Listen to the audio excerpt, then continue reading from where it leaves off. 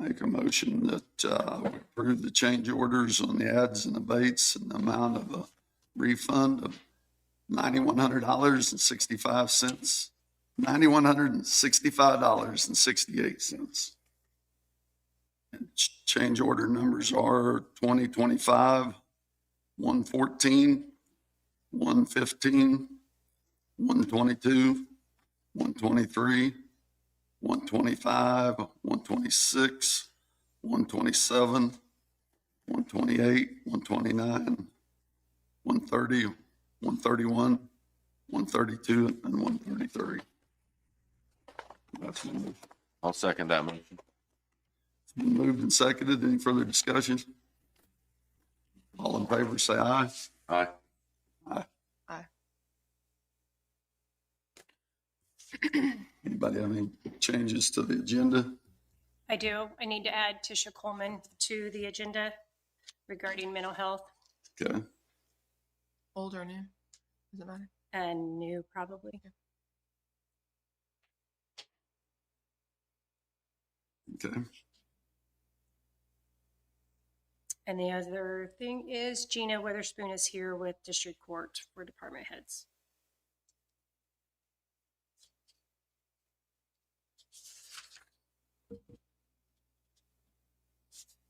Okay. What's that? Gina Witherspoon. District court, Okay. Okay. For department heads. department heads.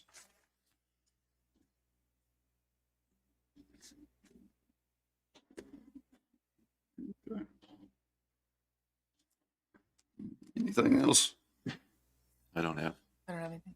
I'll make a motion. We approve the agenda with the changes that's been mentioned. I'll second it. It's been moved and seconded. Any further discussion? All in favor, say aye. Aye. Aye. AMR? We have a report.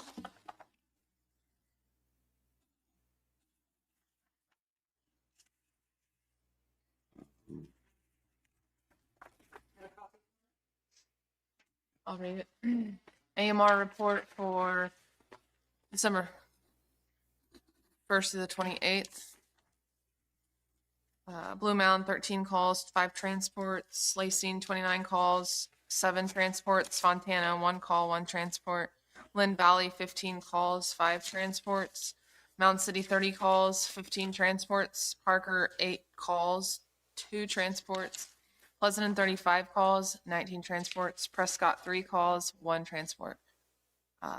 Response time average, District 1, 14 minutes, 17 seconds. District 2, 13 minutes, 6 seconds. And for District 3, 23 minutes and 21 seconds. Thank you. Sheriff's report. I have it. Sheriff's report for December 29th, 2025. Total prisoners of 49, 11 releases this past week. Prisoners in of 49. Total farmed out is 0. Farmed in of 29. 911 calls 82. Jail contacts 3,793. Total calls for service of 499. Civil service papers served of 6. VIN inspections 0. New cases opened of 26. Cases closed of 9. Vehicle crashes 9. Bailiff contacts 45 with 28 calls for service. Livestock out 4 and SRO calls for service of 0. Okay. Randy, Fire and Emergency Management.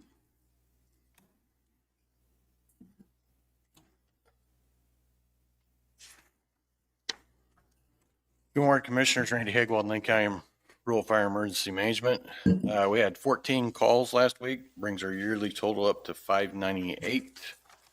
I was able to attend last week's meeting, but I asked for a executive session for trade secrets over the SIRE project. If you guys could do that this week, 10 minutes would cover that. For trade secrets. Yeah. With. Commissioners and Cassidy.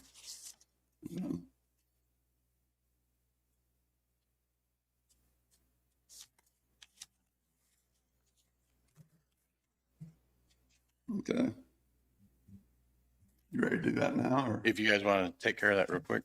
Okay, I'll make a motion. We'll go into executive session for 10 minutes for trade secrets.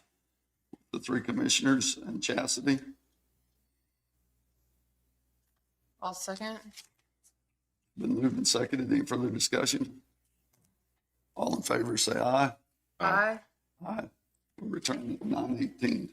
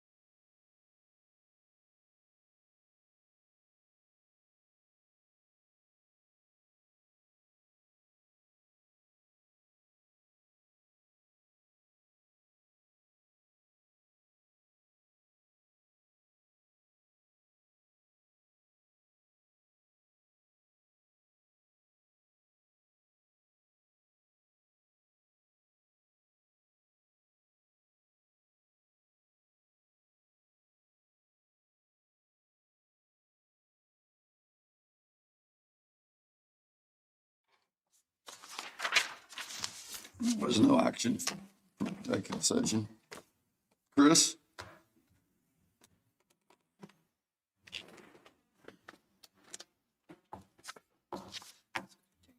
Good morning, Chris Martin, Linn County IT Director. I have two requests. The first one is, now that we're at the end of the year, I checked with the clerk's office last week, and I'd like to request that out of the IT budget, we move about 25,000 over to the special equipment. I think there's between 35 and 40 still in there, but, I think there's still a payroll that has to come out of that and those kind of things. So I'd like to move that money if that's okay.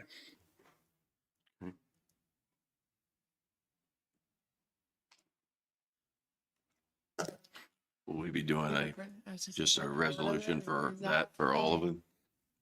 Say that again, Jason. Will we be doing a resolution for all of them? Well, I just found out today I had to do a resolution for all of them. So Sorry. I will, that's okay. Just about 2 minutes before the meeting, somebody else made a comment, said there's supposed to be a resolution for all of this. So I will be working on that as soon as I get back to the office. Not sure how I'm supposed to move forward with this, so I will reach out and figure that out. We have to have it done by the end of the year, so we'll have to come. Have a special meeting? You sent an email out to all the departments? I Anybody sent else? out, Okay. but the kicker of the deal is, like I said, I didn't realize that there actually had to be a resolution for it that had to be signed. So,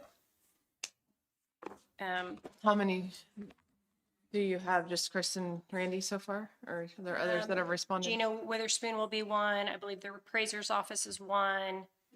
And GSI and mapping is the only ones that's reached out to me.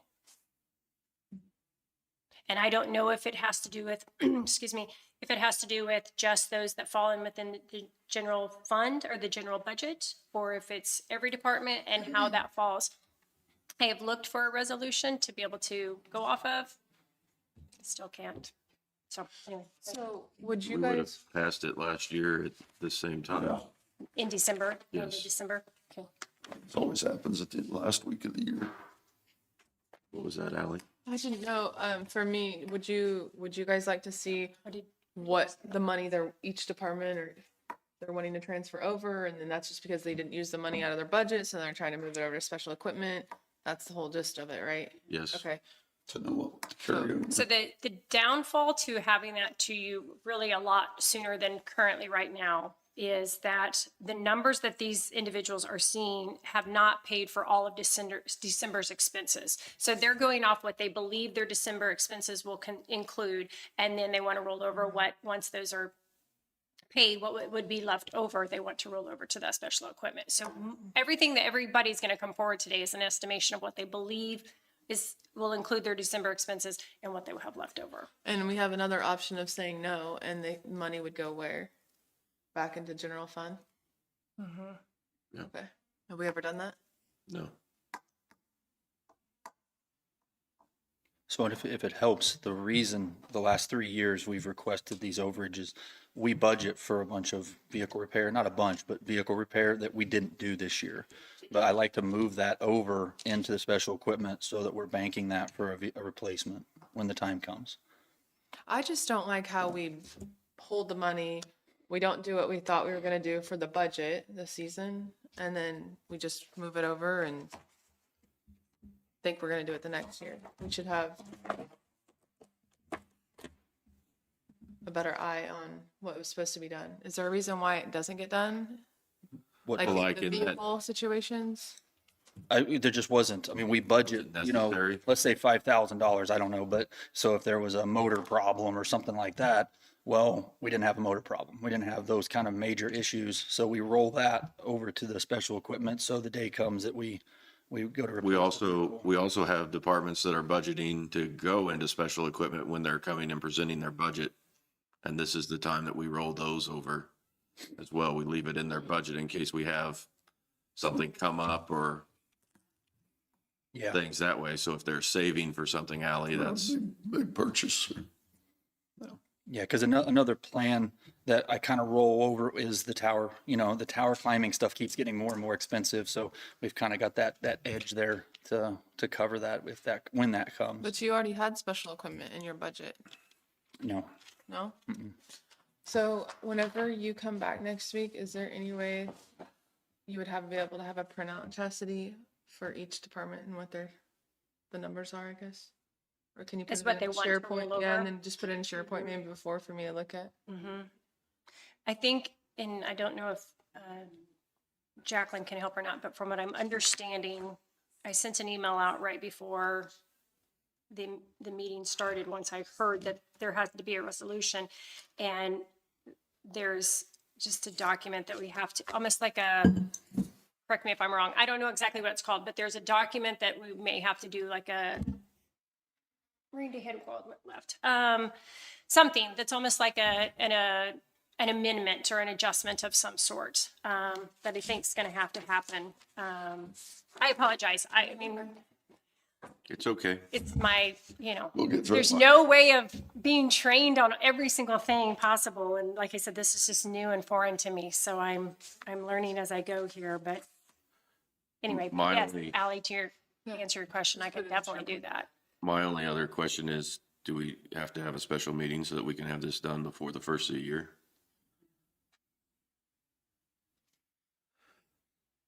Or we do the adjustment like I was talking about at the next meeting.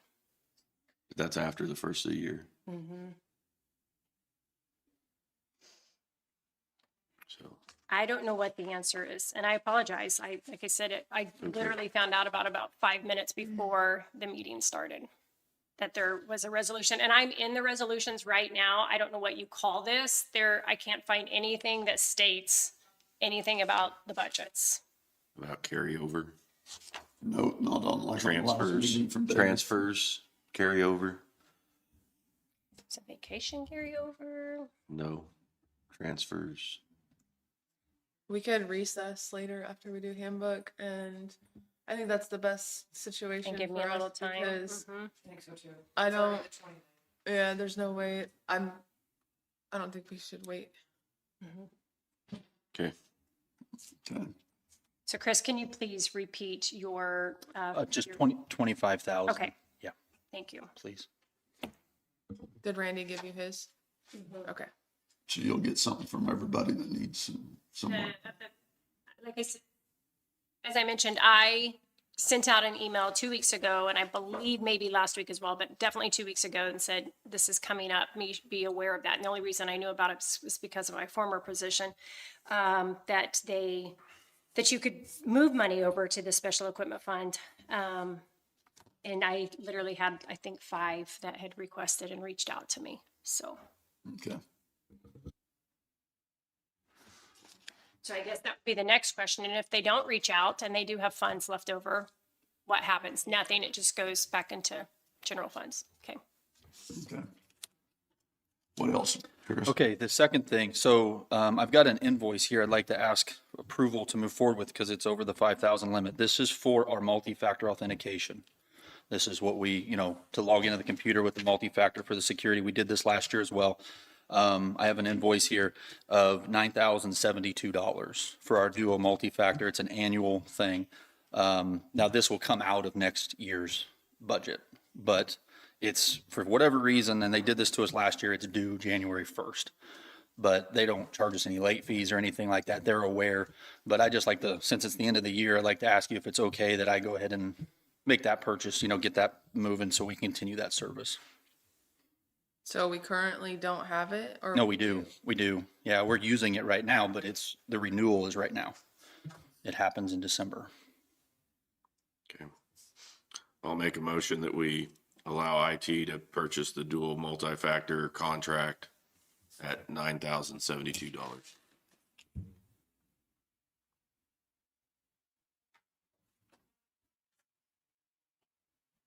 I'll second that.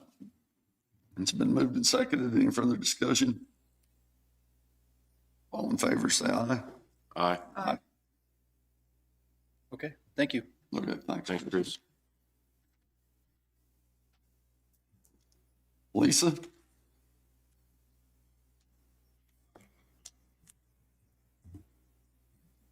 Lisa Kelstad, County Appraiser. I just wanted to say on the budget, I'm still not sure of the final numbers that we're requesting. because we still haven't got how much postage was taken out of our system. So I don't know my final numbers yet, what I can even ask for carryover. Normally, part of that is the postage where it's divided into all the users for the year, and I haven't received those figures yet. So I'm still working on it. But I do have an executive session I want to go into about a non-personnel matter. For how long? 10 minutes. 10 minutes. Nothing big. Who do you need in there? The commissioners and maybe Jacqueline. Okay. I'll make a motion, we go into executive session with the appraiser, Jacqueline, and the three commissioners for KSA 754319B1, non-elected personnel for 10 minutes. I'll second it. It's been moved and seconded. Any further discussion? All in favor, say aye.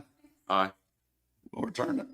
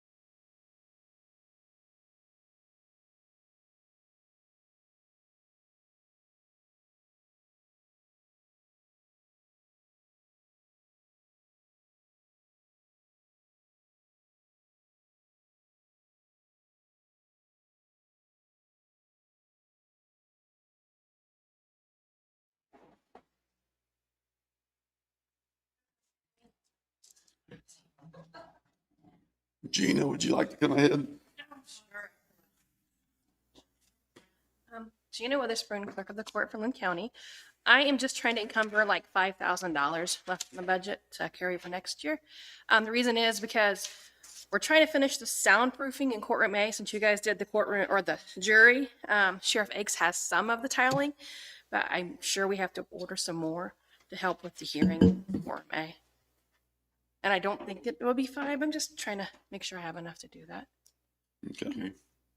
Sounds good to me. That's all I got. Thank you, Gina. Thank you. Thank you, guys. Have a good day. Tish, would you like to come ahead with SEK Mental Health?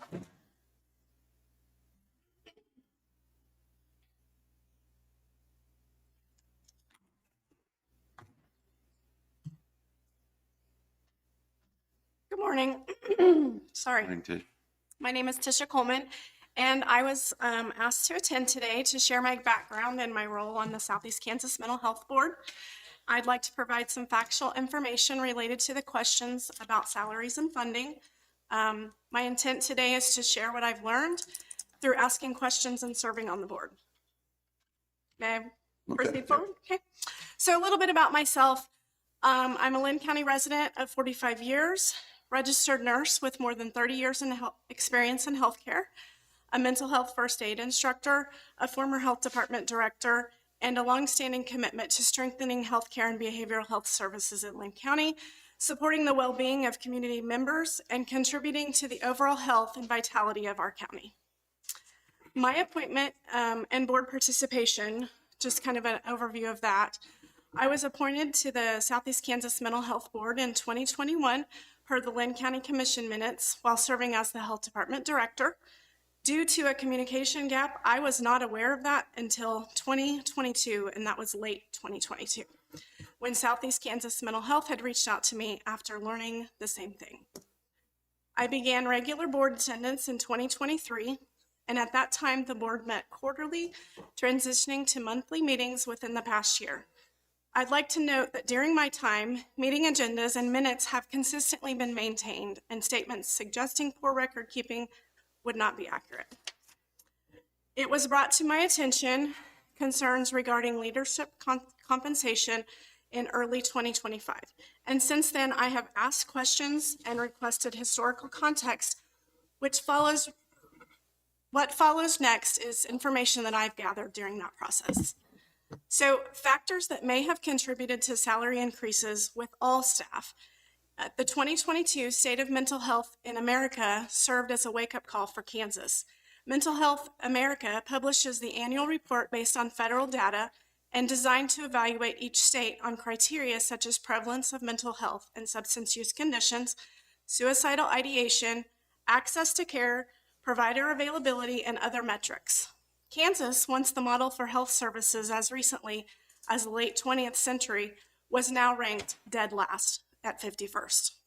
This study spurred action, new requirements to new services, and demands to hire providers to meet the unmet needs of the communities that we serve.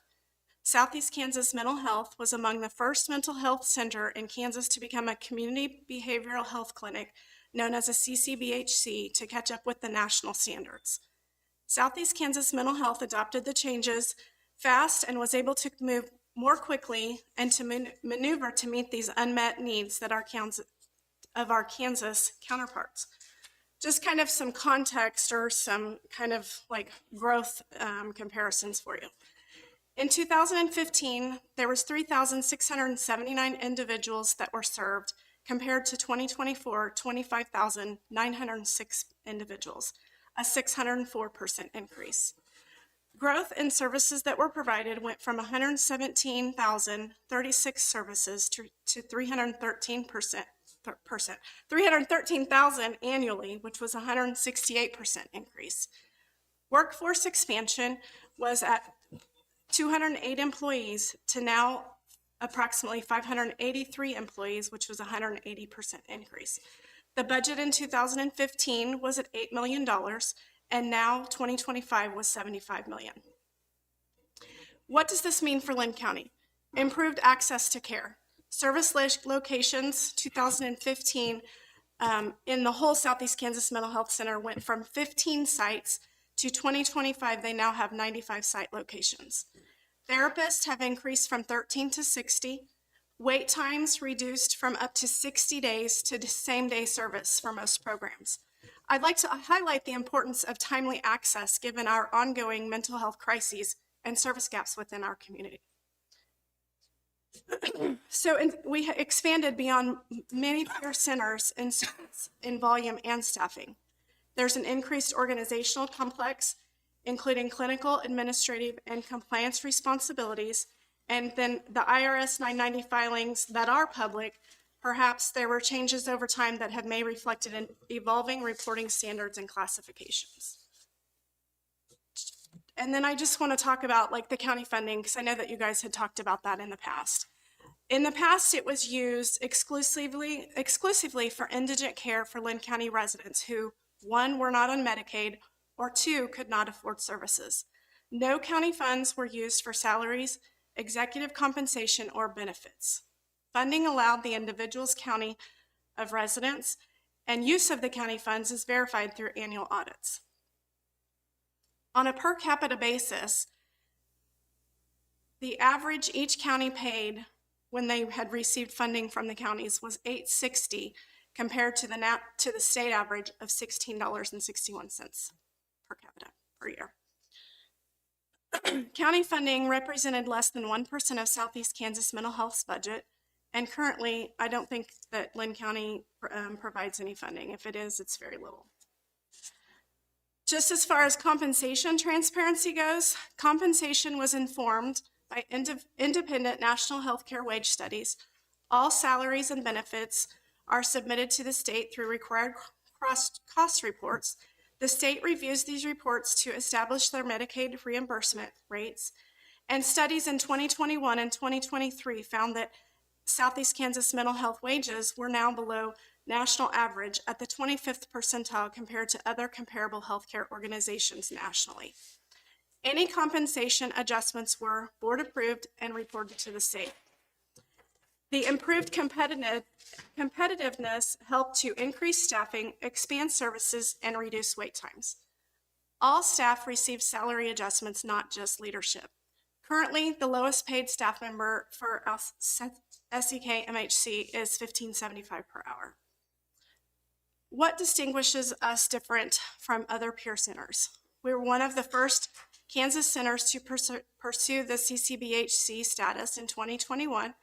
They provide expanded services, including crisis services, housing support, and peer support, and the only Kansas mental health center with the capability to provide mental health care, primary care, and dental services all together. Services and billing undergo annual independent audits with clean results, strong financial accountability, and advanced accounting practices. They are working with, they have a partnership with high schools and colleges and supporting the employees that work there in earning graduate degrees and licensure. Many staff are lifelong community members contributing to our local economy, schools, and community stability. They operate on an integrated care model, which is a model on how care is delivered, the whole person approach, improving care coordination and communication among providers to aim for better patient outcomes, requiring higher clinical and operational expertise. What's the impact on Linn County? Southeast Kansas Mental Health provides comprehensive services such as 24/7 mental health crisis response, comprehensive outpatient mental health care, school-based services, jail-based services, crisis intervention team support, mental health first aid training, and suicide prevention training. And also they have the integrated physical and dental health services. These services reflect a whole person, community-based approach. Looking ahead, leadership intends to bring forward future salary proposals, and as a board member, I will engage in a thoughtful discussion, ask questions, and consider decisions within the broader organizational and community context. My closing thoughts today are, I'm grateful for the opportunity to serve on the board and represent Linn County.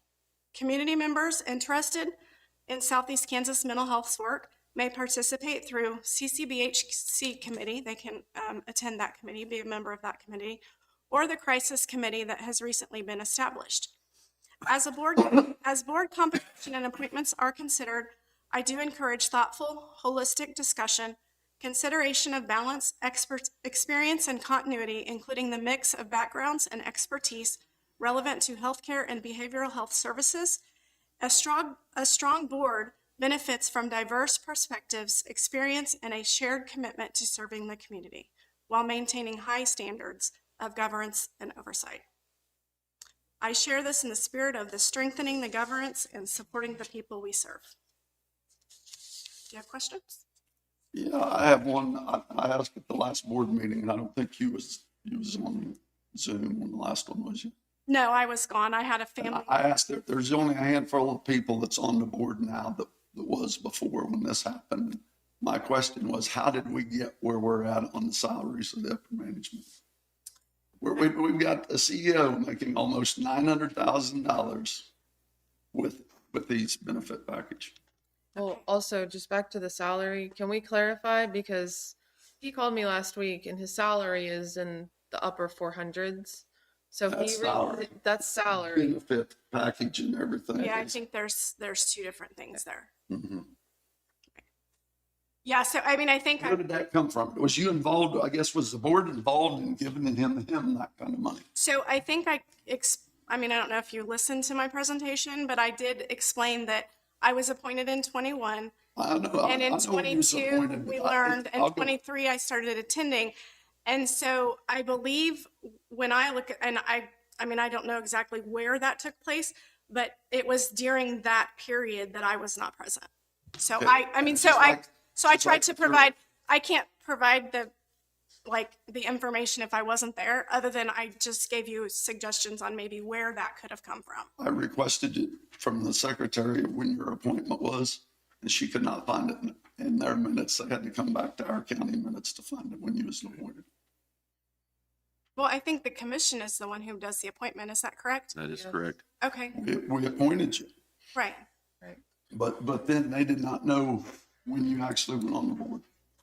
Oh, So I mean, And I my am sorry question that I is, and can't I provide ask it- information if I wasn't there. I would like to know how we got where we got with the seniors. Okay, and But what she's saying is she can't give you that information because I understand she wasn't that. there. So you're And, going to have to. and I'll tell you, Tish, and it isn't against you.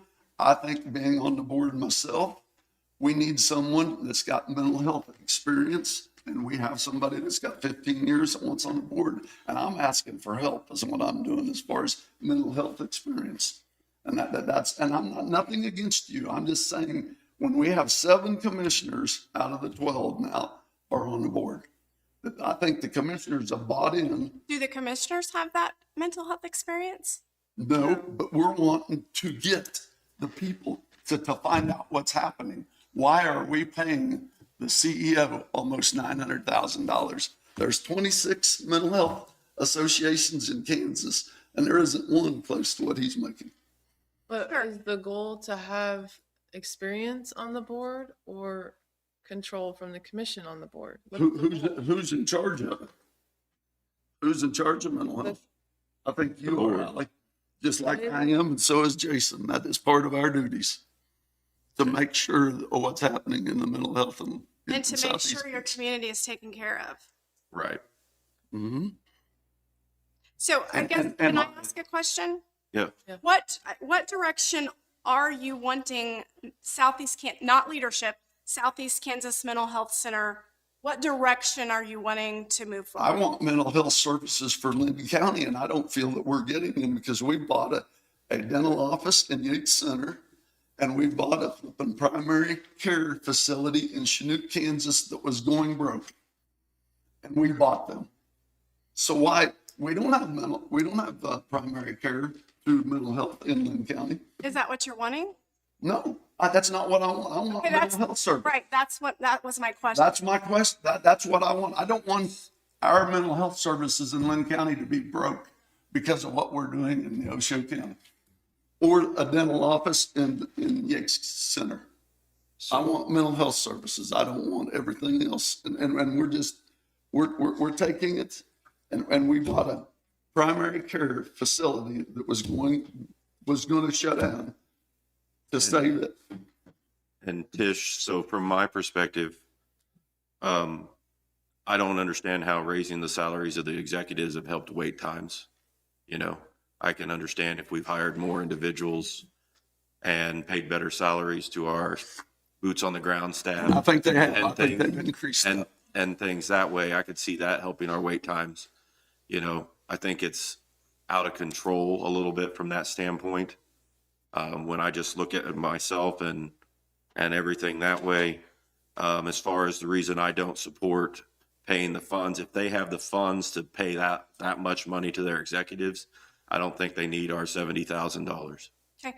And that's my viewpoint on it and why I've voted the way I have in the past, Tish. Thank you. And I just want to again clarify, my intent is not here to support the leadership's salaries. My intent was to share the information that I learned. And again, Right. I think it predates my attendance to the meetings. And so that's why I felt the need to come and explain Yes. to you what was going on. But, Or like what I learned, I guess, not what. in my defense as a commissioner, I had not heard anything about what the salaries for the upper management was doing in Southeast Kansas mental health. I hadn't heard a word until some of us seen, or the information came to us from the state level. I mean, I've gotten a lot of information from this, from people in the state levels that are concerned of what we're doing in Southeast Kansas.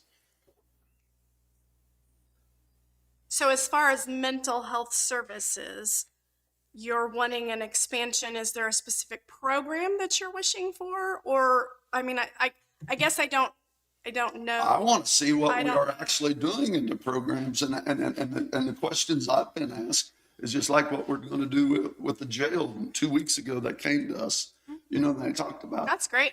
I was super excited about that.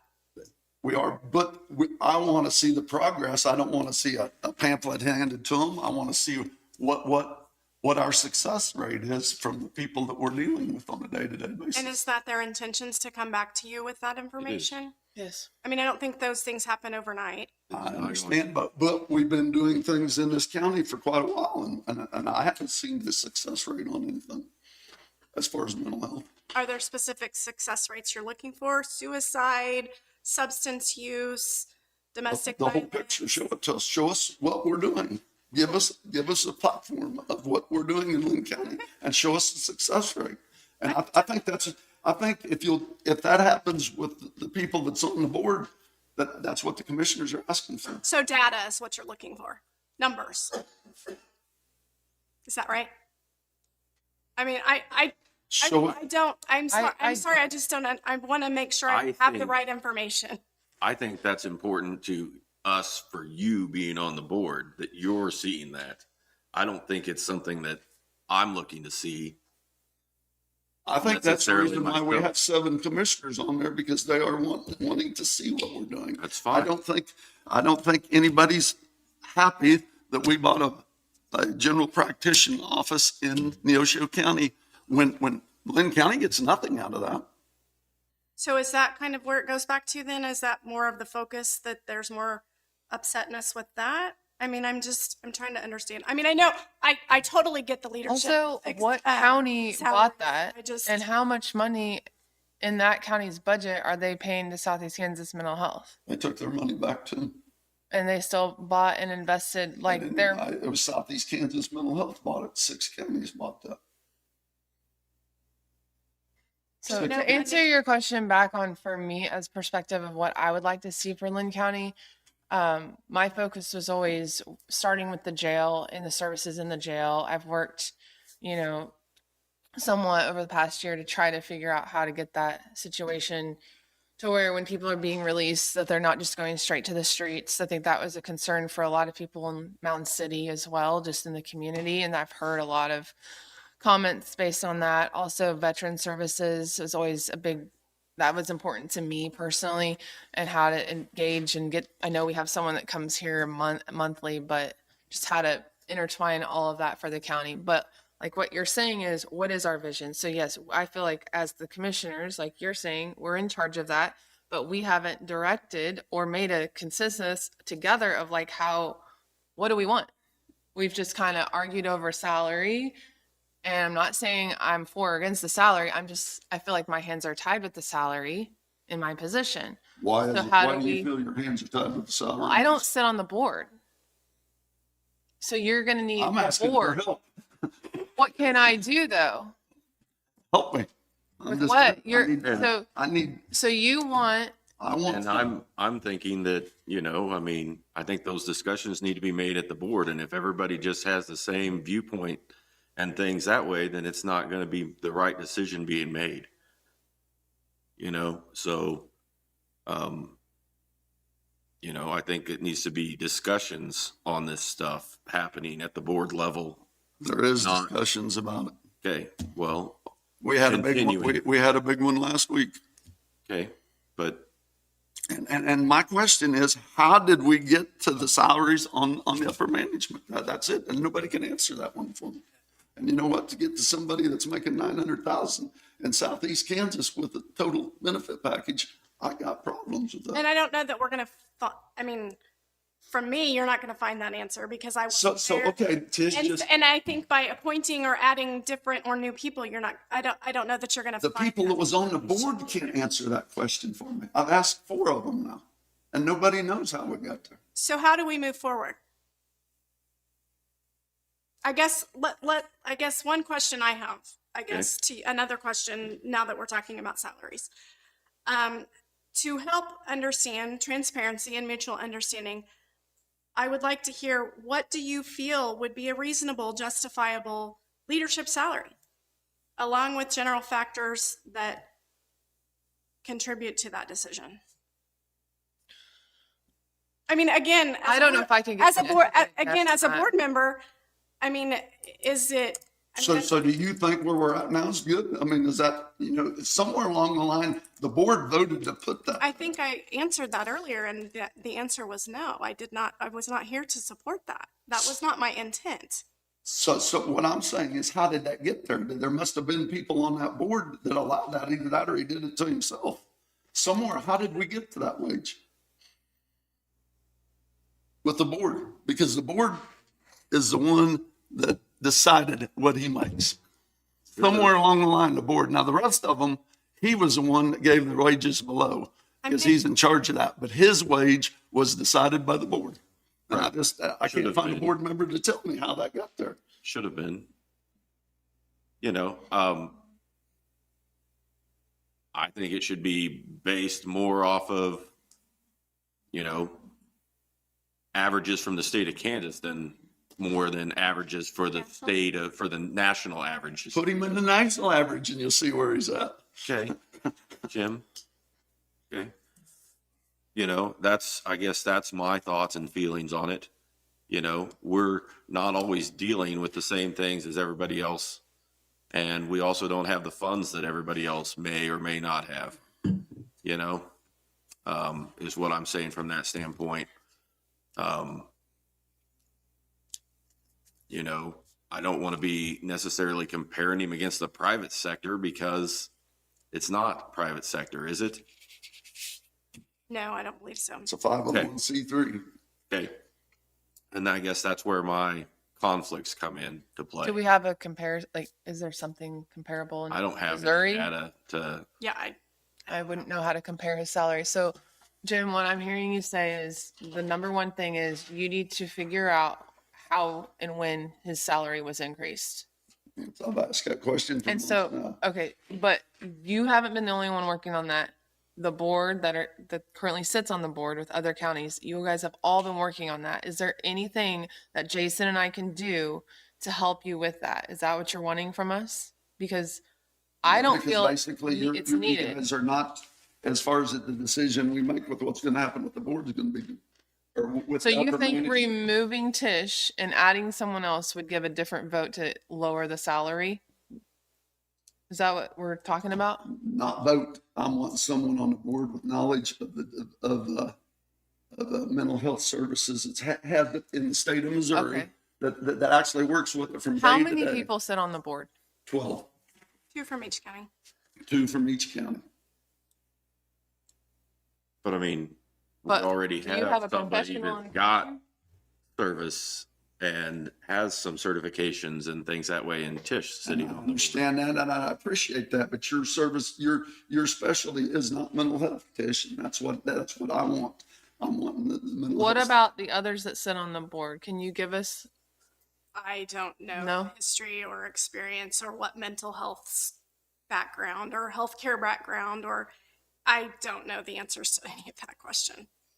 the other thing too, when I was talking to Nathan last week, he did mention that when Bourbon County removed 2 of their members and added the commissioners, right?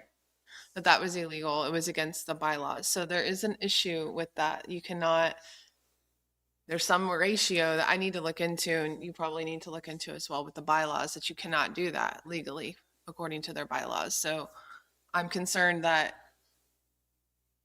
I'm not in favor of removing Tisch. I'm not in favor of removing Tish as either. I think that I think that it should be on the board to have the discussions necessary to make the appropriate decisions.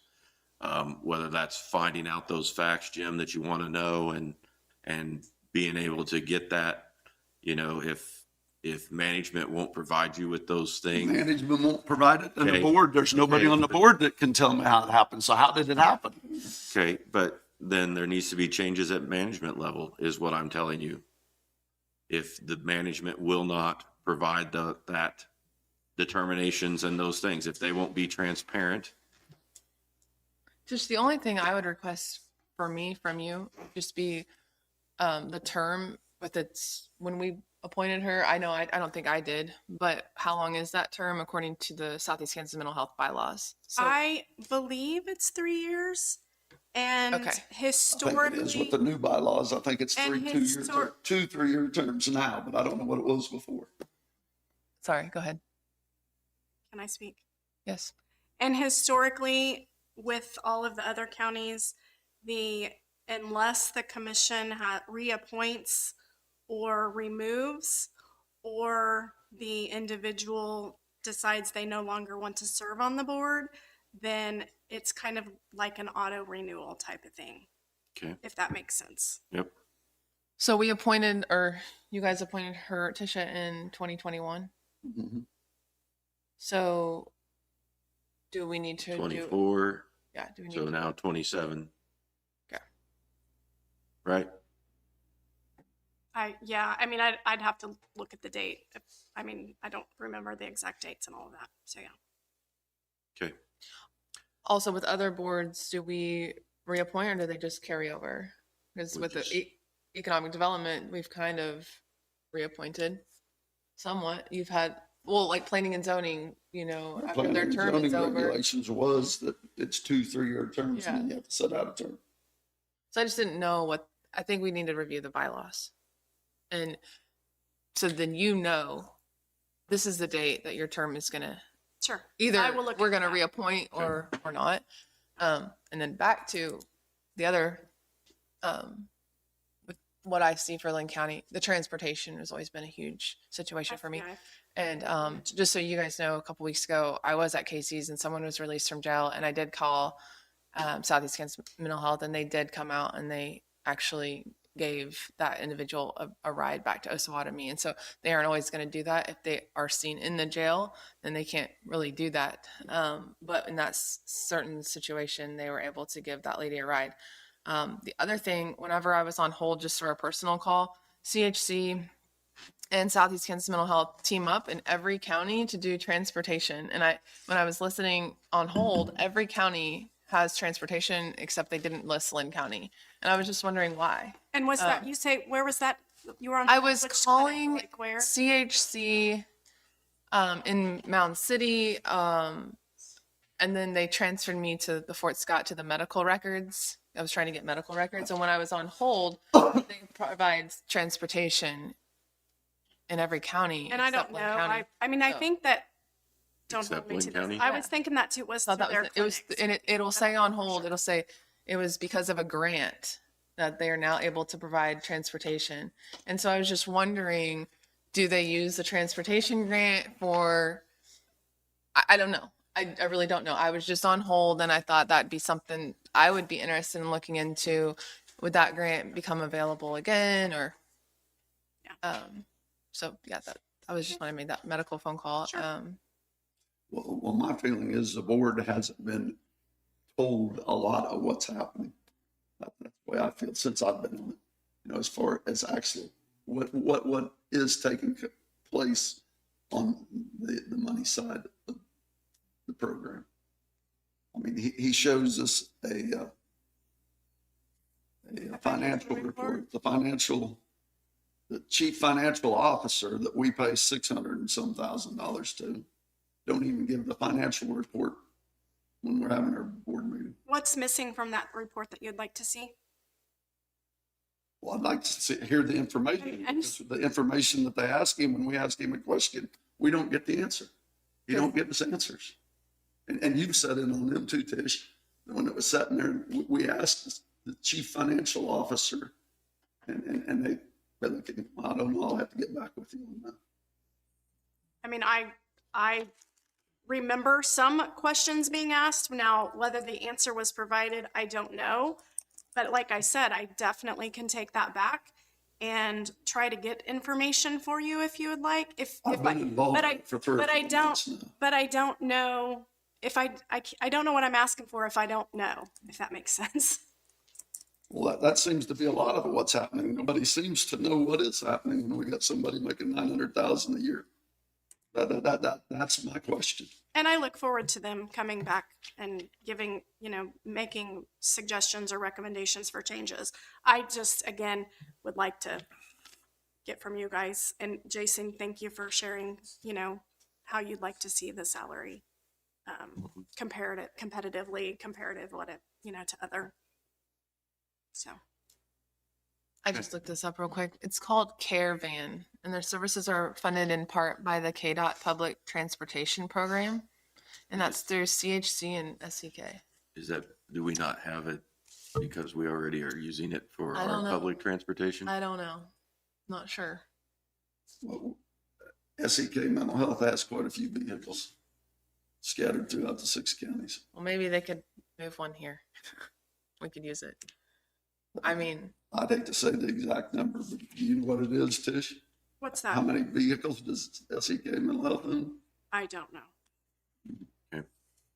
Is that something you'd like to know? I think I do know, but I'm not going to say the number because it's huge.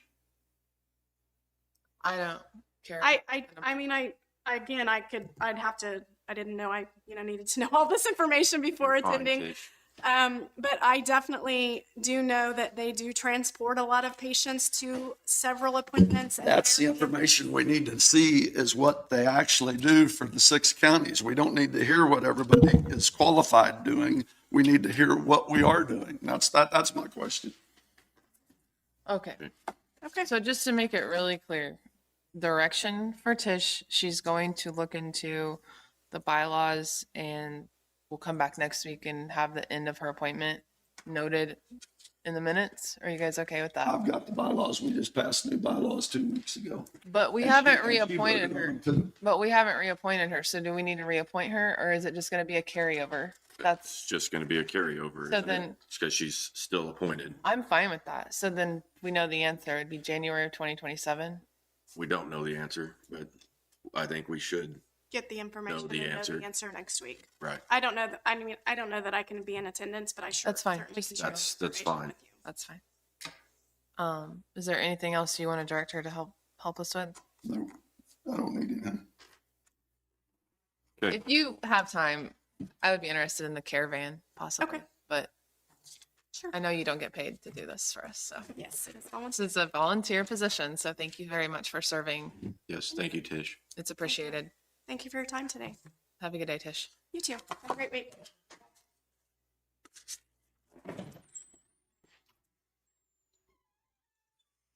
Do you have something, Chastity? You skipped over Public Works. Okay. Okay, Public Works.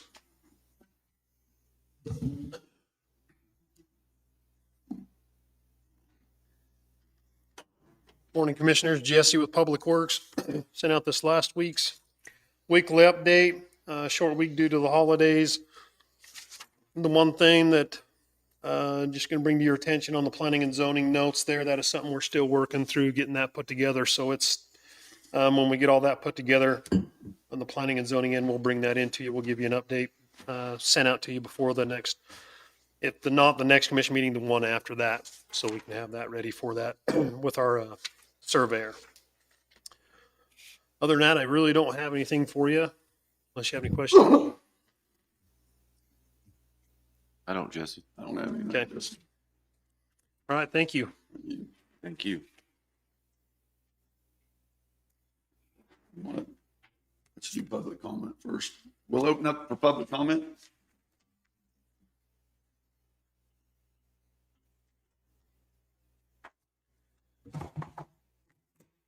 Good morning. My name's Dean Norton. I'm with Lake Chaparral. I'm here to speak today. I'm seeking clarification regarding the county councilor's position on a proposed moratorium on enforcement related to sanitation issues, year-round living in campers and RVs. According to county zoning regulations, RVs are not permitted to be used as year-round dwellings. Year-round dwelling is allowed only in designated areas such as Lacine Lake, the fairgrounds, and Sugar Valley. These have been deemed designated areas. Commissioner Johnson has stated he does not understand how it can be enforced because the county allows it at the park. The answer is because the park is a designated location. Outside of these designated locations and conditions, year-round occupancy of RVs is clearly prohibited. In addition, the county has a sanitation code that explicitly prohibits the dumping of sewage onto the ground. This code stands independently of zoning regulations and is enforceable on its own. Separately, the county also maintains a nuisance code, which is distinct from both zoning and sanitation regulations. Given these clearly established and separate codes, I'm confused by the statement attributed to the county councilor. I prefer a moratorium on enforcement of year-round camping based on the assertion that the regulations cannot be enforced or taken to court because sanitation violations related to long-term camping cannot be proven beyond a reasonable doubt. I would ask, how is pictures of sewage not reasonable doubt? The zoning regulations already prohibit year-round RV dwelling. As such, the issue of sanitation should be secondary. The presence of an RV being used as a permanent dwelling is itself a zoning violation, regardless of wastewater disposal methods. Furthermore, the zoning regulations state that seasonal camping may only occur when the zoning director determines that the method of wastewater disposal does not violate any county law, again referencing compliance with the existing sanitation code. I do not understand why enforcement of these provisions would fail to meet the standard of proof beyond a reasonable doubt, particularly given that Linn County has previously prevailed in code court cases based on enforcement of both the sanitation code and zoning regulations as written. To me, it appears there may be a confusion regarding the separate roles of enforcement mechanisms of zoning regulations and sanitation code. These are distinct issues governed by separate documents, each with its own enforcement and authority. From my perspective, the proposed moratorium gives the appearance of avoiding enforcement responsibilities and shifting the burden onto lake communities rather than applying codes already in place. Finally, it is important to note that County Sanitation Code is required by the Kansas Department of Health and Environment, KDHE, KSA 19-3701 at SEEK. As we, Lake Chaparral Property Owners Association, have already been approached by the KDHE, if the county chooses not to enforce this code, I will have no choice but to report the matter back to KDHE for review, that the county councilor is refusing to enforce it. All three documents, zoning regulations, sanitation code, nuisance code, are three separate enforcement documents and do not coincide with each other, are signed and adopted by the Linn County Commission. Why were they signed and voted yes on if, when something comes up that a commissioner does not like, the commission opts to change it or take it out of the regulations? I respectfully request clarification on the county's position and excuse me, and an explanation as to why existing regulations are not being enforced as written. Okay. First, I would like to respond briefly that in regard to the sanitation code and the other two that you mentioned, nothing that I said pertains to those, only the year-round camping regulation as written. And the proposed moratorium was just in this interim until the new language can be written. Because as you can see in that year-round camping, there's some type of grandfather clause provision in there that says if they existed at the time this was written. And there's no way to know who existed at the time that it was written, whether they've lived there for 5 minutes or for 5 years. And so the proposal was only to give time for the planning and zoning to revisit the language of the year-round camping code so that that grandfather clause that's in there is much more specific so that the codes enforcement officer can distinguish who, if anyone, it applies to, or if we're going to remove that altogether. So it was because of the language of the year-round camping code that I proposed a moratorium until we can clean up that part of the language as it pertains to the sanitation code and any other codes. Those are to be enforced as, as written. To your point, yes, we've previously won in codes court on those. Okay, and when you're speaking of the year-round living in RVs, you're speaking of the code that was signed in 2023? I think so. That was right. Right, okay. So, I attended the meeting in Lacine for public comment when those codes were adopted. And it amazes me that they would have managed to put something in there that they could not enforce when so much thought and time and expense was put into writing those codes. There was, I sat through that evening public comment, and there was an expert, I believe, who helped write the codes from Topeka. He was there, along with the code compliance officer at the time. And there was a lot of explanation, a lot of time, and they told us that the amount of effort and thought and that was put into those codes, I'm not sure why the commission would have approved that if it was something that could not be enforced. Are you responding? Yeah. So I don't have the language in front of me. I didn't know you were going to be speaking today. Otherwise, I would have brought the language today. I'm sure that at the time that it was written, it was apparent who already lived there and who wasn't going to be subject to the new code.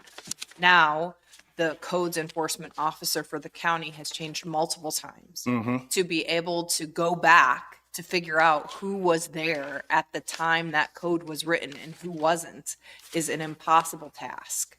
And so it is only that portion that is being reconsidered by the planning and zoning. This is not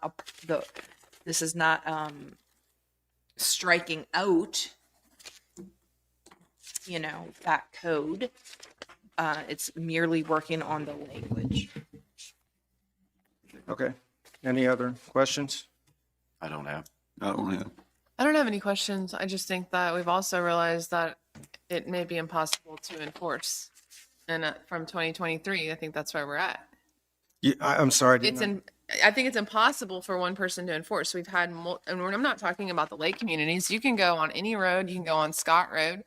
There are trailers that have been set up there. People are clearly permanently living in those trailers, and we haven't done anything about it. So are you enforcing in the lake community, or You've got to understand, our covenants and bylaws do not give us teeth to enforce the code other than fines.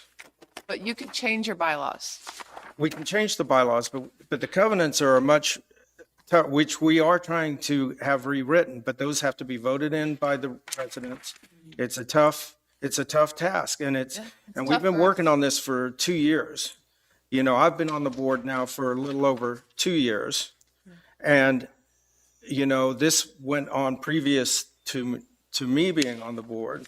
I've been a property owner here for over 5 years.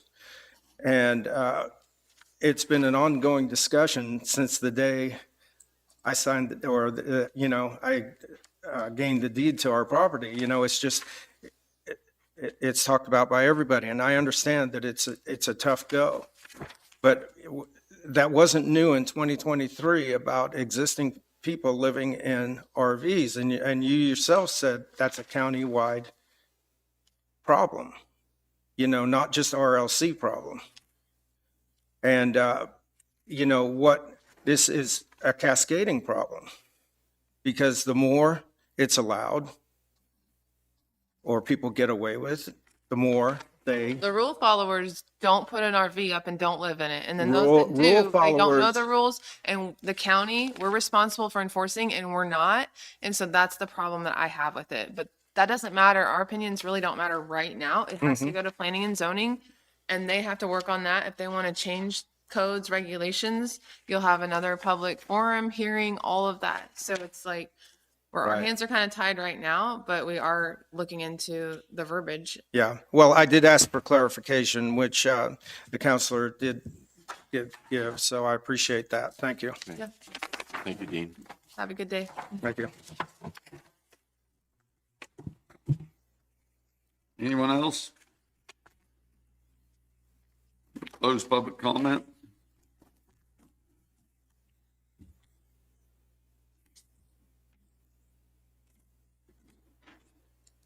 Ready for me? Ready for you. Okay. The first thing I have is that Jacqueline Paletta asked in regards to the Lake Region Solid Waste Authority. I have the minutes here from July 21st that moved to approve the 2026 budget proposal for the Lake Region Solid Waste Authority by Jason and seconded by Ally. The question I have is, what else did you need in regards to that? You were saying that that done There was a paper.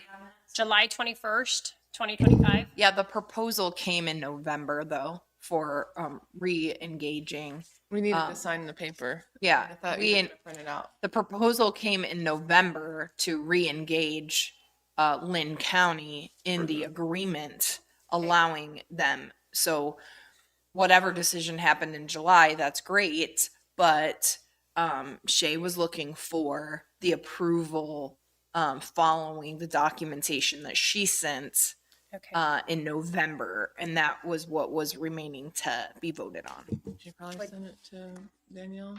That I'm looking for now. Say we are going to recess here and just Her name. let me finish and then we'll come back to that. Then we'll circle back and I'll see if this document that I currently have pulled up is what you're looking for. Okay. Second thing I have here is resolution -25 2025-31. This resolution, nothing changed with the exception of the hourly fee for the research and labor for core request.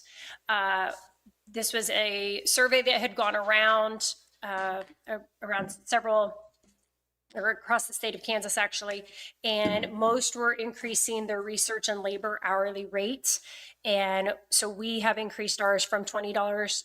I'm asking that you raise it from $20 an hour to $30 an hour. Everything else stays the same with the amount of copies and things like that. This would be taking or replacing resolution 2010-05. When we were at conference, I mean, I heard a few counties, I mean, some of them, they don't charge if it's easy. Are you charging on everything? Are you not charging on some of the easier core requests? Or are you charging on every single thing? I personally have not charged anything, but I've only had one request come in since I've taken office. But prior to that, there has been very little collected. I can't give you an exact dollar amount just from word of mouth within the office. Very little has been collected in order to do any of the core requests.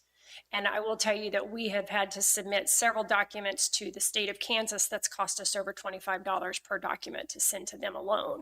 So So that's that's- outside of Cora? Because you're saying you've only handled one? I've not even handled the one yet. They've just requested it. I've done my response. I need to dig into what they're looking for. But prior to me, they have collected very few funds in regards to, and some of them were lengthy processes. I know. But when the state requests it, we don't get paid from the state. So we're just increasing it for our citizens, not the state. So some of the core requests are pretty research intensive. And so that's the reason for the hourly rate, which is standard in other My opinion on it municipalities. is there's so much that should just be online for us to research ourselves. And because we don't do that for our citizens, I don't feel the increase is necessary. I think that a lot of the information that is public knowledge isn't provided, and you have to ask for every single thing. The minutes aren't always updated on the website. You know, planning and zoning minutes aren't always posted. There's missing documents. There's so many things. We don't have any accountability on our website yet. So for me, I'm a no on increasing until we have public information already online. I mean, my comments don't pertain to the cost. I'm just sort of explaining the time. Some core requests are time intensive for the research to find the documents or the information that a person is looking for. Some are not research intensive and so therefore can be fulfilled rather easily. Others that are research intensive, We're taking away from the regular work. that we're exactly, doing exactly. to do And so I think research. that's the reason why the statute, as well as the recommendations on the state website, indicate that municipalities can charge a reasonable hourly rate in addition to a page rate, because some requests are research intensive. As it pertains to the cost, though, I'm not offering an opinion about that. And Ally, to answer your question in regards to things that will be available on the website, I agree. Just an example would be like all the resolutions, when they are approved, I feel like they should be available on our website because it is public knowledge. And that is a request that we sometimes get is, hey, can you give me the resolution or the signed document on such and such? I personally feel the same. If we can get it on the website, so it's one less thing that we have to dig up for them, I don't know why it can't be out there as long as it's public knowledge. So that's my goal as well with the new website. But we do have some, like the current Cora request that I have right now is going to take some time.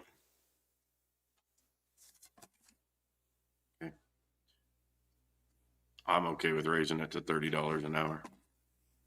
I'm good with it. Okay, I'll make a motion that we approve resolution 2025-31. From $20 to $30. From $20 to $30 on the core request hourly rate. I'll second that motion. Been moved and seconded. Any further discussion? All in favor, say aye. Aye. Aye. Opposed? Aye. 2-1, pass.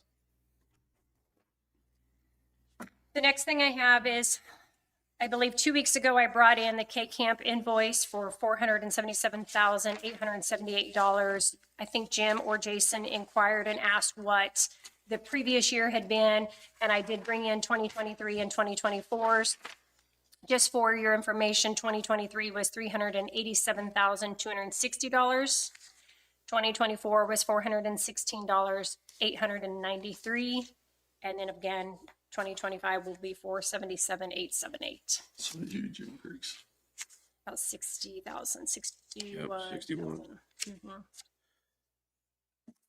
Okay, So just wanted to give you that information. Second thing I have for you is I have an invoice today for K-Work, KWORCC. And again, I brought in the last couple years just for your knowledge to know, and that consists of in 2024, the cost was $131,909. 2025 was $168,175. And in 2026, it will be $159,818. So it actually went down about just shy of $10,000.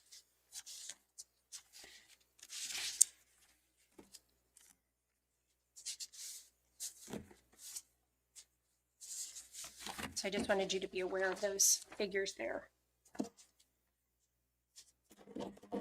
The next thing I have, again, I apologize in advance for the document I'm about to share with you. After many after hours and extensive navigation through multiple files, I realized after the approval of the official holidays that you adopted, and while reviewing the handbook, it's became clear to me that Columbus Day had been recognized in the past and approved, and it was left off the document that I gave you last time. Okay. So with multiple sets of eyes, previously the document had 3 sets of eyes. This one has had far more than that. I have a new document that does include Columbus Day that I need a motion for you to. So it'd be an amendment to Resolution 2025-28. I'll make a motion that we approve the amendment to Resolution 2025-28, adding Columbus Day to our holiday list. I'll second. It's been moved and seconded. Any more discussion? All in favor, say aye. Aye. Yes, please. Thank you.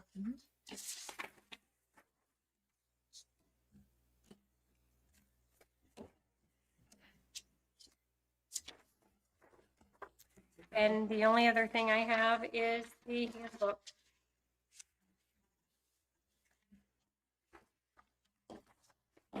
And then I'm waiting on Lisa to give me a figure and to confirm it figure with Randy. So I have the document ready to go. I just need to confirm a couple figures. Are we doing a transfer from economic development as well? That's up to you, if that's what you want to do. I think it would be pertinent. Okay. Give me 1 second. I can pull up and tell you what their number figure is.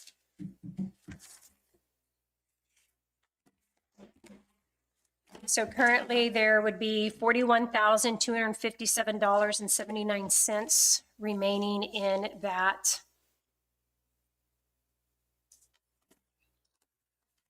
budget. So we could transfer 40,000.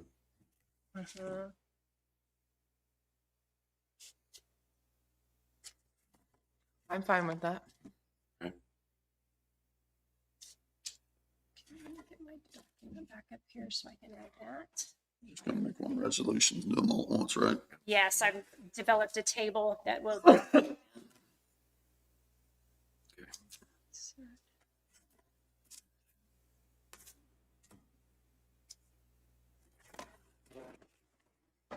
I'll be right back.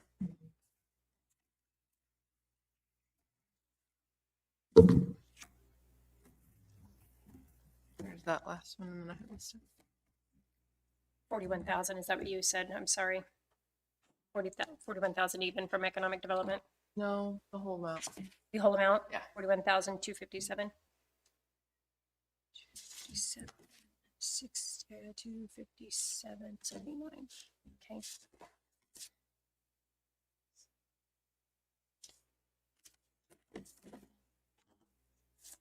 So I think at this time, if we can recess for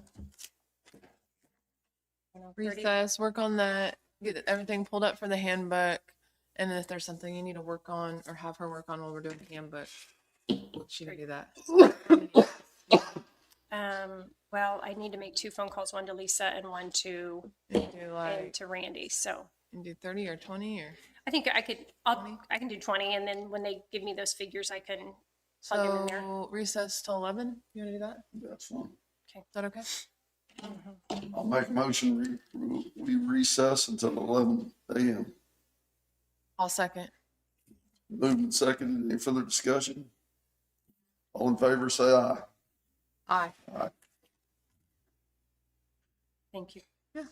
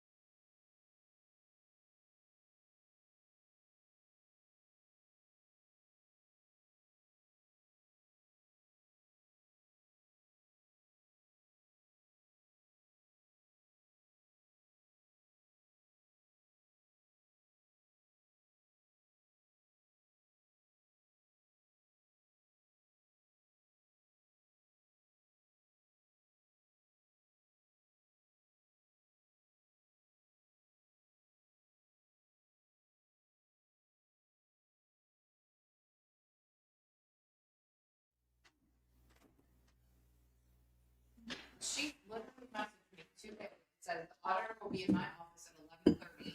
I will run it by. Joni's not even here. I called her and I said she's not here and they've not seen him yet today. So maybe he's, okay. Okay, what? are we- Solid waste. Yep. Okay, So I have the document here, Resolution 2025-32, resolution adopting the Lake Region Solid Waste Management Plan, What's that resolution number?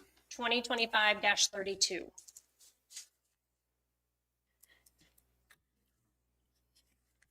I'll make a motion that we approve the resolution 2025-32, adopting the Lake Region Solid Waste Management Plan.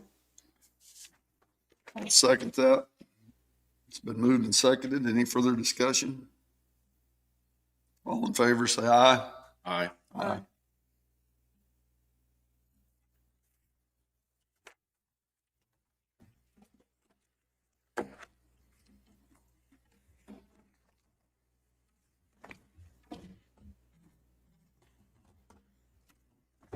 I think at this point, the only other thing I have while we're waiting for potential question answered from the auditor is the handbook.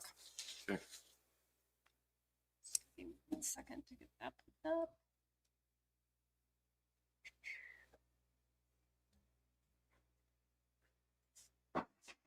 You turned it on right now. I thought I turned it on earlier. I'm sorry. Thought I hit the button. I thought you did too. Maybe I didn't. I thought I did. Sorry.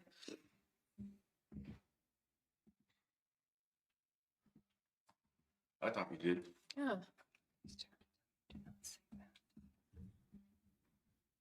Double box. It's a lot of caramel. It is. I love it.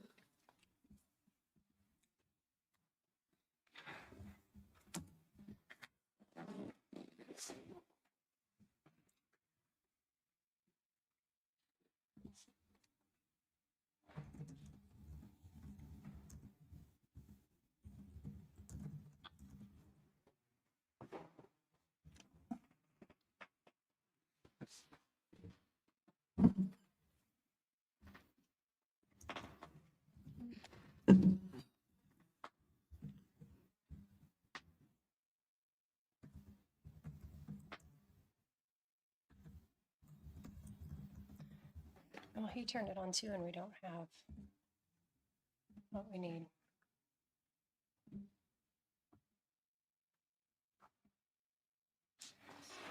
Oh, Maybe we're not doing it. yes, we are, but I don't know where, I don't know how, I don't know what the deal is. Did it come on at all? It says no signal. So what does that mean? I'm not. That's what I'm saying. Maybe we're not doing it. Maybe we didn't pay the Do y'all- bill. Do we all have access to it on our, or on SharePoint, right? My copy just isn't highlighted like with the red. It never was. Oh, I so. can do that. I can send that to you then. I don't care. I had that one pulled up, but I liked looking at the Yeah, red line, sure. but Maybe Jason's resetting it for us. it was weird. Like all the changes were there. It just wasn't right. I don't know if it was just my Oh, that computer. is or- weird.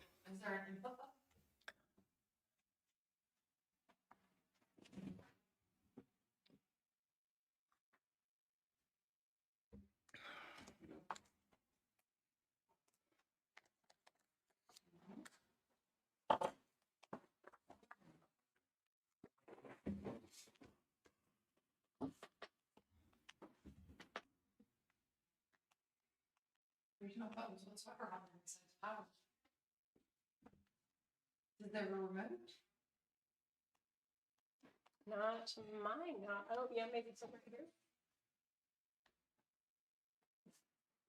I cannot see that. Somebody was watching TV.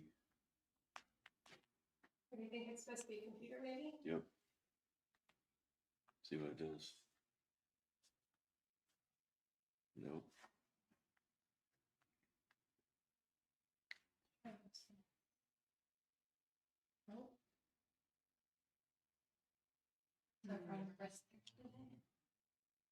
Wireless. There we go. Good job, Chastity. I told you guys, I have enough of IT to get us in trouble. Okay, so airtime.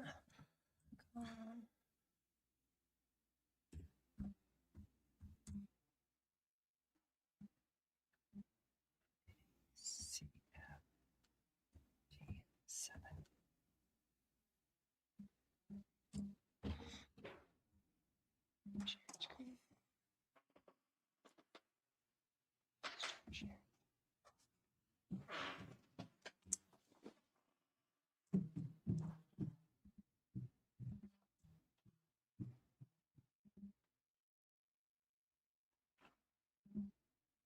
Okay.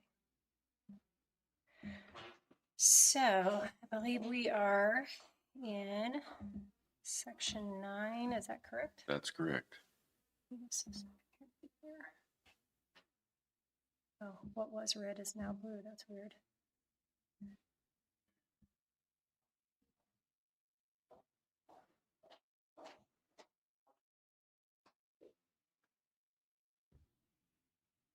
Are you able to print here? You're able to print. We were not. You can print if you disconnect your Wi-Fi and do that. Hmm. Then do you need to? Not now. Jason did it earlier, or Jenny did it for me. Okay. Before we go to the fast forwarding to those others, our human resource consultant had some suggestions. Do you want those now prior to going to the next Sure. part? On the questions we had the last week? Or? Yeah, with a few, not everything, but with a few. Well, do we want to wait and That's what I said. file those all together? We can do, that's what I want to know. You can do that if you want to. I think we should wait and Okay. compile them all together at one time I don't have an opinion. in case we have more to ask for. Okay, so moving forward here, general policies, as you can see, again, not a lot of change there. Volunteer firefighters, nothing, personal property, grieving, receiving. Again, no changes here whatsoever. Did you, as individuals, have anything you wanted to see changed?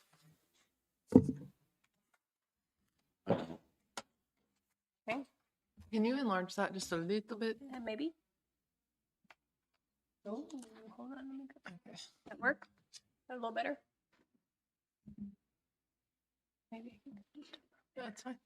That'll work. Okay. Yeah, so bullying, workplace, there's no changes in any of those. Bulletin boards, communication with press, media, public. Personal credit cards. Again, there just were just some verbiage changes in all of these. So brings us to travel expense reimbursements.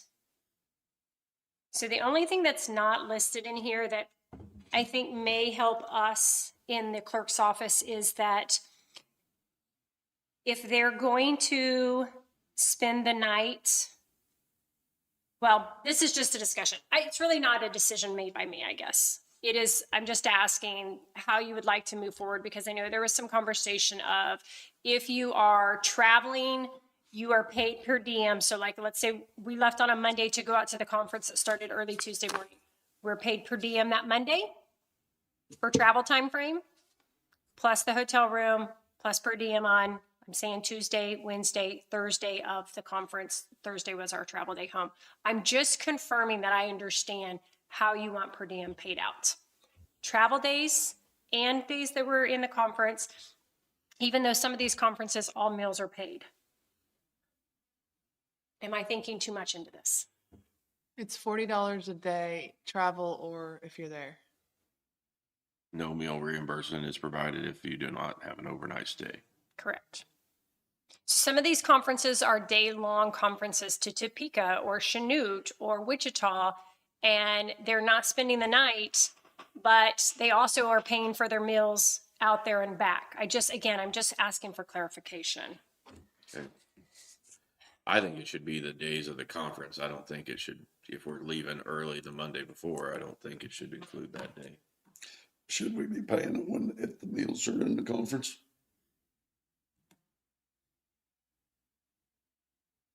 Probably not, but that's a lot to try to manage, is it not? I know I'm not at the school, but I know when we attended conferences at the school, we had to submit the conference agenda. So they knew if we could be paid per diem or not because of that answer I right think there. if we put it in the rules, in the bylaws, that if it was, everybody should follow it, just like when we went out there. I mean, the majority of our meals were paid for. Right.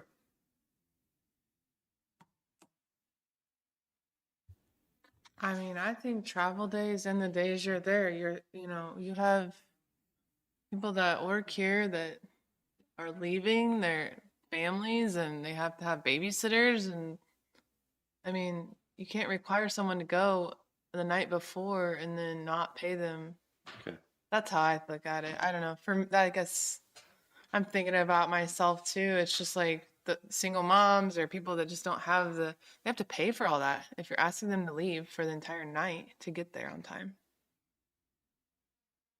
I understand what you're saying. It's just me. I think it's kind of easier in a way for you too. It's just like if they're traveling or they're there, they get the Right. $40. Right. Now the meal reimbursement, I guess I'm confused. Oh, that's going to get tricky if you go into that, because if you're just paying the meal reimbursement for the travel day and then you're at the conference the next day, then they're not getting it that day. You're going to have a lot of work to do unless you just make it cut and dry of this. Correct. And I think that's why it was set up the way it currently is set up. I think for me, like I said, I've had a couple employees ask, one specifically out of my office, hey, I left at 5:30 in the morning to go to a conference. That was an all-day conference. I left, again, as you just mentioned, I left my family. I'm traveling early. I didn't get paid an hourly wage to leave at 5:30 in the morning. What am I supposed to do? So the question I'm asking is, how is traveling a day early to a conference that doesn't start till the next morning any different than a day-long conference? You see what I'm getting at? So like if you go to an all-day conference, why are you not getting paid $40, but yet you chose to leave early, a day early, to go out to a conference that starts the next morning, and we're paying you $40? I guess I'm not understanding, because I would assume that they were getting $40. Not for a day long, only overnights. Okay.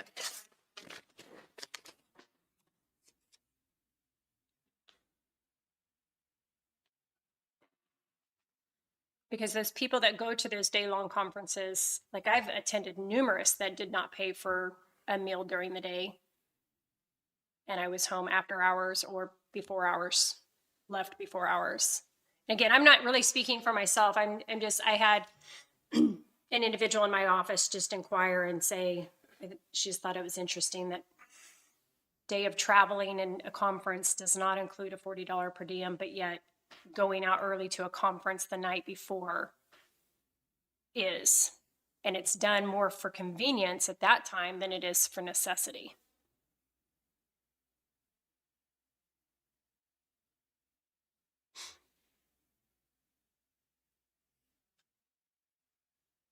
Okay, so up above it says employees will be reimbursed for all reasonable and necessary expenses incurred while traveling for Linn County business. So if they're eating breakfast or lunch or something that way, they can still turn in receipts. Be sure that you keep receipts for all reimbursable expenses when traveling on county business. You will not be reimbursed for expenses that are not supported by receipts. It's just on overnight stays where you're Given the $40. given the $40. So they if they're can still traveling for those, they just need to be sure to turn in keep those receipts and turn in Okay. receipts. They're just little things like this that I want to make sure that I am transparent with our employees, that I can share that with them, that again, it's going to hold them accountable.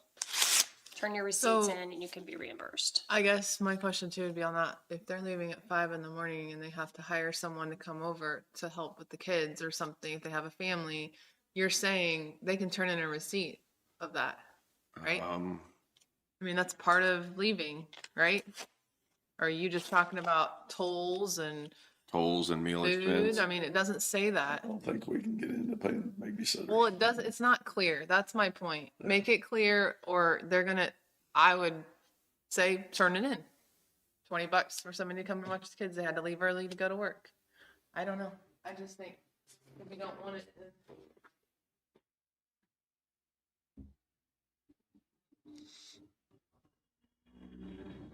No, I get what you're saying. I don't know what the answer is. I think we leave it as it is in the book. Okay. That's what I think. Okay. And then if there's a question, it's the clerk's discretion on what's being paid, right? According to the policy. So then that's up to you, what you Okay. think's reasonable. Well, we don't say anything about paying babysitters anywhere, right? I mean, No. so. I mean, we don't pay daycare.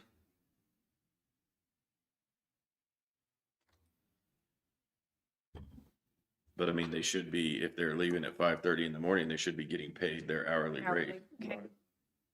Whether it ends up as overtime or whether it ends up as time off later in the week or I agree with that. Okay. per their supervisor.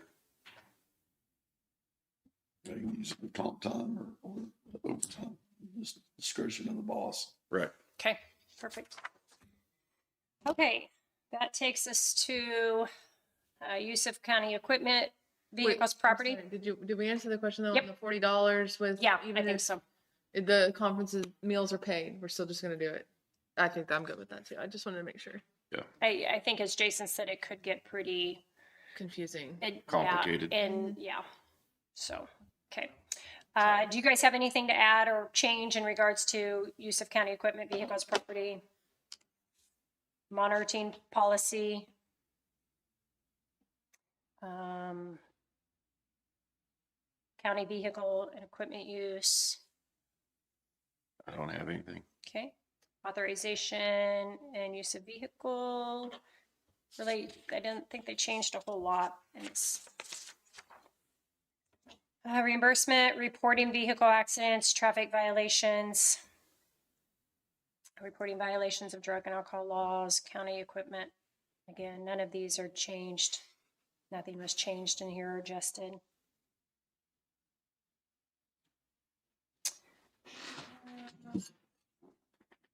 Know and follow the rules. You're encouraged to show respect, posting information. Social media at work. Media contacts, retaliation, county issued cell phones. All right, then it gets into the safety and emergency, section 10 here. I believe what she did here, she literally cleaned up the verbiage, repositioned it so it flowed together. I don't think there was any major changes in that. There's a section on weapons in the workplace.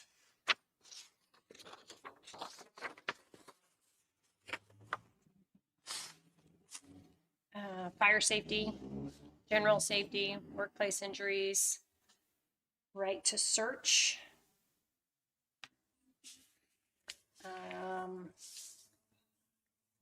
This it appears it may be a brand new section. It has not been in our handbook in the past. It is optional, but highly recommended by our HR consultant.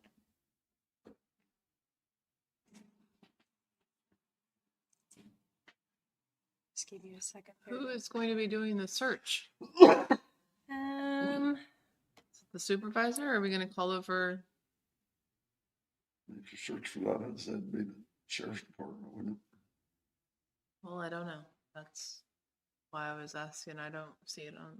So at the bottom there, it talks about any inspection of an individual's person will be limited to self-inspection, whereby they be requested to self-inspect their personal property. Says inspected by any agent or representative of the county at any time with or without prior notice. Yep,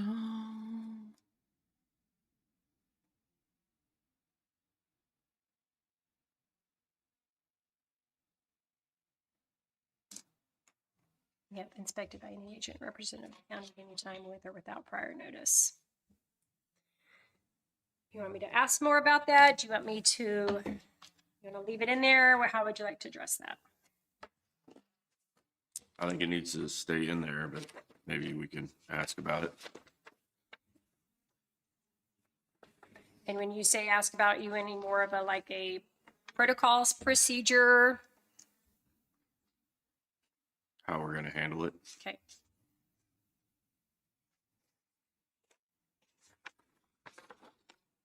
Okay. All right, that takes us to security, smoking, severe weather procedures. Again, nothing has changed there. Okay, hold on that one because Yep. we had an issue with that, Jim. You wanted to change something there, I thought. With the severe weather, Yeah. is that what you're talking about? Well, I think we have some department heads shutting down, and I don't think that should be a decision of the department head myself, but All right, I didn't know. This is the space for that, right? So, Yeah, let's talk about it. What that means. so you would be able to make a decision on the courthouse. Amanda is able to make a decision on the health department. Okay. But for an example, like obviously the jail isn't going to shut down. Public Works, they don't shut down because they're trying to get the roads clear. I just know we ran into this last year when different buildings were shutting down and they were getting paid to not work. some of them was getting paid to not work, and then others was having to come and Correct. show up for work. I do And I remember just that. believe with sick leave or vacation, that we should cover it that way myself, if we can't. So they did include in this particular section, if no leave time is available, the hours missed will be recorded without pay for non-exempt employees. Your absence will be charged in the following order. So this is just in general, but we probably need to inquire or include. It says, if there's it more. is determined offices will be shut down due to weather or other emergencies, department directors and elected officials should make a reasonable effort to notify employees before. I think we just need a line item saying that department directors and elected officials should be making the decision to shut down county offices completely. You think departments? Or I I thought think they need to be involved with us. How can they not be? You know, it's their department and everything that way. I think, I don't think they should be making the call, that's what I'm saying. but that's why I'm saying and elected officials. Then how do we do that? Just like you say, then if we do this, and then we have the sheriff and the road department continuing to work, so. They have to continue to work. That's part of it. They have to continue to work. If they can get there, who can't, who else can't get there? I mean, that's what I'm saying. So you're gonna let it be a balancing act. That's how it's always been. No, it hasn't always been like it. Okay. It used to be that it was decided by the commission. Okay. well, I know last year I But just we're not come in gonna, and we're still, if we everybody decide, closed down. Nobody called me. I don't care. I'm just saying what had happened. Like no one called us, and everybody's asking us questions. So I'm saying that if we get 8 inches of snow one day and 6 inches of snow the next day, the road department is still gonna be out plowing roads, right? Even if we've determined that we're closing down the courthouse and all of our other deals because it's not safe for them to be out traveling, right? We're still gonna have them out plowing We have roads. 6 leave vacation to cover that, and the times it happens. So I guess is what I'm saying is, you know, we're giving a benefit to people that we're not giving to everybody. So I guess we could look at too. They're getting overtime too for coming in early, and they're Staying getting late. paid. They're the staying straight late. 8 hours, so they're not, they're getting, just getting what they're paid to do, But we've approved overtime, I thought, for that in the past. Yeah. not for the straight days. Okay.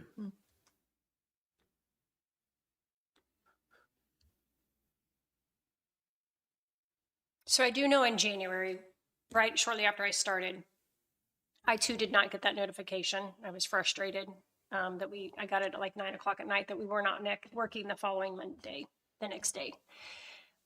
So we are But working on, Who said that? Because you would have been under the commission. that was when David Lamb sent out messages to individuals and shared that the offices would be closed the following day. But see, That's that's a Monday. in not. And so then I came in and shared that that's exactly what we have our emergency management, text things through. Okay. Right. So, but I know what Jason is talking about, that all the offices were closed. The courthouse was closed that day. This office was closed that day, but the road crew came in and worked. Of course, the sheriff's department came in and worked. So on that Monday, Jason, I'm just clarifying, that's what you're talking about. They came in, Jim, they came in, they worked a straight time, right? And then are they paid overtime after those 8 hours? Yeah, they'd be paid after, depending if Okay. that's 8 hours, yeah. Okay. But I think you're thinking that if it starts snowing right now and starts snowing heavily, and we see this in schools and other businesses, after like 1 o'clock, they say, we're going to shut the office down at 1 o'clock. This is what you're implying during this section. Am I correct? That says this needs to be decided as elected officials and commissioners. Is that what you're implying? So we need to use the word commissioner in here, commissioners in here, not just elected, because I'm an elected official. Right, So I can say to my office, you all can go home. That's what you're saying we don't want to happen, right. right? Okay, I'm just clarifying that. So we need to change the verbiage in here that says, between elected officials, department heads, and commissioners. Is that what you're saying? Yes, It really, that that is what I'd verbiage say. needs to be adjusted in But there. it needs to be decided by the whole, not just individuals. Not just And different. how do you do that when we can't I don't talk? think you can do They that. can, they can They can talk. call, well, like Amanda could call me and ask me, and then she could call you and ask you. So what if it's a That's two? illegal, okay. right? Okay, the clerk is our secretary, right? Okay. So she should probably be talking with the clerk, who's then in reply talking to us. Is that? Yeah, but if you all decide, like, let's say she says, Ally, is it okay if the health department leaves early? Yes. Jim, is it okay if the health department leaves early? I don't know, what do the other commissioners say? I can't tell you. Right. That sort of thing. So as long Right. as she's not delivering messages between you, but coming to a consensus is something that needs to happen. Public is part of the problem. That is, yeah, that's what I'm saying. The voting part, if we're making a decision on voting, that part is subject to code. That Should part is be, subject- just comes back to the three commissioners Right. to decide. But I don't there's think no we- way to do that if the snowstorm happens on a Tuesday, Wednesday. Like, we aren't coming back until Monday. We cannot. That's why we were never notified or talked. No one called us because they're doing their jobs and they're figuring out what's best for their offices. And I kind of agree with you, Jason, because we were all in the dark and we had no idea what was closing down or who was closing down. Maybe some sort of policy or procedure of like, hey, we're going to send out an email and let you know that we're closing. I don't know, but I think we're going to have a core violation or a coma, I mean, sorry. So I'll inquire about this a little bit more and maybe look into a couple other counties to see what their protocol and chain of command is. Okay, I think that would be good. Figure out what to do there. Do we want to stop for just a minute while we have the auditor here? We're going to stop from this, so we'll pause this section Sure. so we can get him where he needs to go. Can you tell me how to get out of here? How to stop sharing? Leave it, right? 'Cause- Well, I need to open some documents. Oh, okay. So, The only thing we have left is the acknowledgement. Open them, and as long as you're just sharing this. Did you screen, change this thing will anything in the move. acknowledgement? But oh, Did you Go. change? All we have left is the acknowledgement of receipt and understanding. oh, is that it? Yeah. We're done? Okay, then let's do it. Sorry, auditor. Did she change anything? No, Okay, nope, she did not. okay. Maybe So we can get that's to it just where they sign their name, Yep, section 11. That's Yeah. all we have left. that's correct. are Okay. you able to send? We need to double check on making sure all employees have received an email, maybe Okay. with Chris, and then Can we do like a DocuSign? For Perfect. these, yes. I mean, I guess it doesn't matter, but I was just thinking that'd be easier to handle. And then I'll put something else. Or the option to do that maybe? Okay. Okay. Stop sharing. How do I stop share?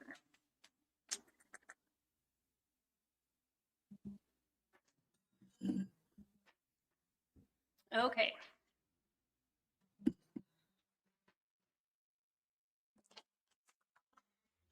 You're up. Joni wanted to visit with him all the way back from Garnett, and then she said you guys had a question. Yes. I saw you emailed me, said 2 questions, but there's only 1 question in the email. Oh, I think I was able to answer the other question. I just wanted to clarify something. Just state your name, who you're with, please. Yeah, I'm Rodney Burns. I'm a CPA auditor out of Chanute. Okay.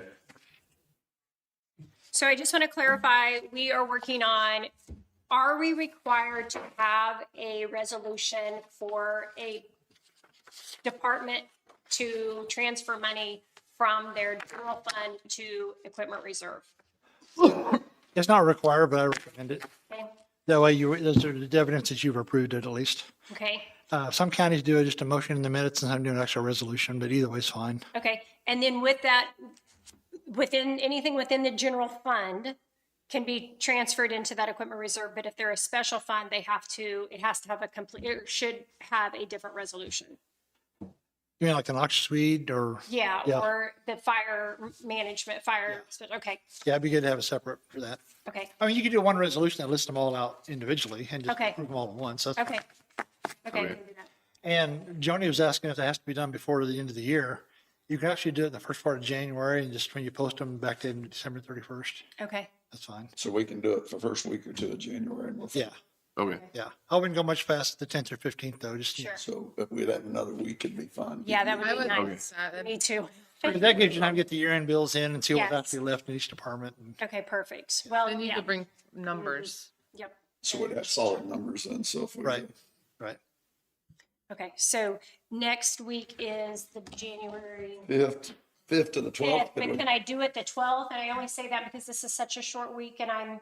That's fine. And I'll be gone next week. Okay, so the 12th would be okay to do that? Fine, Okay, yeah.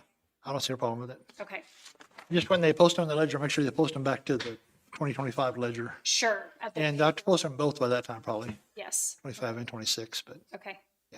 Okay, Thank you. That makes me feel a lot better. good. I was panicking, okay. so, I'm working on finishing the report.